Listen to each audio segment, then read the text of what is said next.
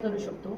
Minor मुलीला कन्व्हर्जनसाठी तिच्या पॅरेंट्सच्या permission शिवाय तुम्ही इन्फ्लुएन्स करता, ह्या आरोपाखाली आपण FIR वगैरे करू शकतो। आणि ह्याच्यामध्ये कदाचित नवीन कायद्यामध्ये अजून काही काही गोष्टी येतील। तर हे बघून छान पिक्चर होता, असं होतं, असं करू नका। तुम्ही प्रत्येकाने प्रत्येक हिंदूला इन्फ्लुएन्स करायचे, प्रत्येक हिंदूला हे सांगायचे की असं होतंय आणि हे आपल्या आसपास होतंय, आपल्या घरात सुद्धा होतंय। इथे कोणीतरी असेल ज्याच्या घरात हे सगळं झालेलं असेल, इथे कोणीतरी असेल त्याच्या शेजारी नातेवाईकांमध्ये कुठेतरी झालं असेल, आपल्यापैकी अछूता कोणीच नाहीये। जेव्हा मी 500 मुलींचं काउन्सिलिंग केलं, म्हटलं म्हणजे 500 परिवारांचं इफेक्ट झालेला आहे। जर माझ्या एकटीच्या एक्सपिरियन्समध्ये 500 परिवार इफेक्टेड आहेत, तर इतके सारे लोकांच्या मध्ये किती असतील। तर हे युद्ध आहे आणि मुलींना मी सांगते, अजिबात त्या काय ते झिरो फिगर आणि काहीतरी सुंदर म्हणायची गरज नाही। खुखार बनव एकदम, इतकं आपले आभा, आपलं वायुमंडल, आपला ऑरा इतका डेंजर असायला पाहिजे की हिच्या वाटेला कोणी जावं असं सगळ्यांना वाटलं पाहिजे। तर उलट उत्तर देऊन त्यांनी जे त्यांच्या भल्यासाठी सांगितलेलं ते न ऐकून सुद्धा त्या गेल्या आणि मग नंतर पश्चाताप झाला।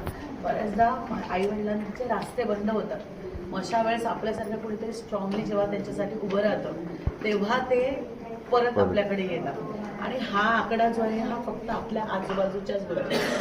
तुम्ही मालवणी पोलीस स्टेशनमध्ये दरवर्षी 200च्या आसपास अल्पवयीन मुली गायब होतात।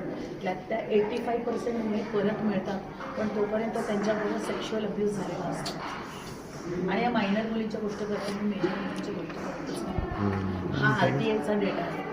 ड्रग्समध्ये भयंकर कमी लहान मुलींना ड्रग्स दिलं जातं की त्यांचं शरीराचे ठेवणचे हार्मोन्स की त्या खूप कमी वयामध्ये अगदी मोठ्या महिलेसारखे त्यांचं शरीर तयार होतं।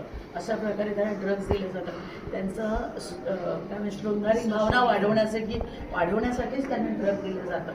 एवढ्या लहान मुलींना जेव्हा ती शारीरिक संबंधाची जेव्हा सवय लावली जाते, त्या मुली कोणाच्या बापाचं ऐकत नाही। इतकं जास्त तुमच्या मुलींना शाळेच्या टाईमपासून ग्रूम केलं जातं आणि त्या एजमध्ये आलं की त्यांना नेलं जातं। आता याच्यामध्ये तुम्ही एक गोष्ट काय करायची माहितीये का, याच्यात दाखवलं सगळ्या 16 वर्षाच्या मुली होत्या, बरोबर आहे, म्हणजे मायनर मुली 15-16 वर्षाच्या। ह्या मुली 11, 12, 13 वर्षापासून ते लोक ग्रूम करतात आणि 16 नंतर घेऊन जातात। 16 मध्ये का घेतात त्याचं पण सांगते। आपल्याकडे लिगल एज ऑफ मॅरेज 18 असलं तरी age of having sex is 16। मग त्याच्यामध्ये तो पॉक्सोमध्ये बऱ्याचदा त्याला बेल मिळून जाते। हे त्यामुळे तसं हे ठेवा। पुन्हा आपलं दयानंद शाळेमध्ये आत्मरक्षा प्रशिक्षण चालतं दर शनिवारी, मुलींना पाठवा तिकडे। काय असतं ते मी बोलत नाही तिकडे।